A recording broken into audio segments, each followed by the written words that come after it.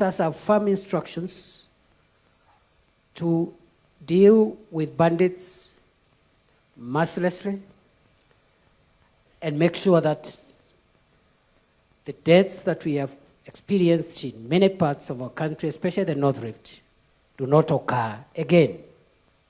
Thirdly, is the problem that brings us here. We believe the sale and use of illicit alcoholic drinks, as well as drugs, narcotic drugs and psychotropic substances is a threat, just like terrorism and banditry. It's only that the means are different. What terrorists do to destroy society, what bandits do, these fellows who are selling these dangerous substances are doing the same. In fact, they have even greater number of casualties.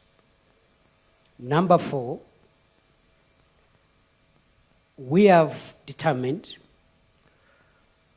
in this country that religious and cultural extremism is slowly threatening the fabric of our country. We are already in shock as a nation as what is happening in Kilifi County continues to unfold.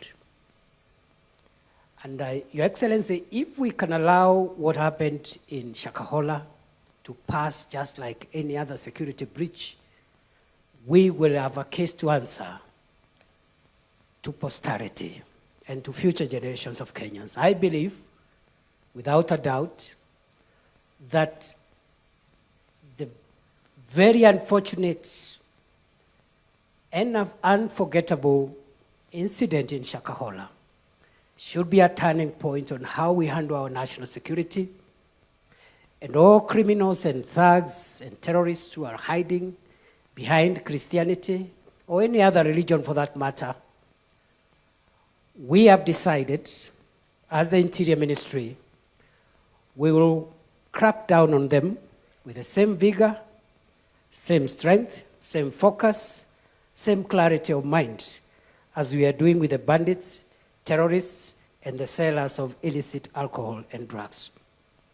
Finally, Your Excellency, this country is facing a challenge on our law and order emanating from violent behavior which is incited as a way of resolving social, economic, and political grievances. 2-3 months ago, we all saw how people purporting to be political demonstrators in Nairobi and the counties, some of the counties in Nyanza, caused death, destruction, looting, and breaking of property in the pretext that they are exercising political rights. We have also seen, Your Excellency, just last week, criminals who are said to have been exercising a grievance against the police in Esebania storm a police station, break into the armory, try to free people in lawful custody.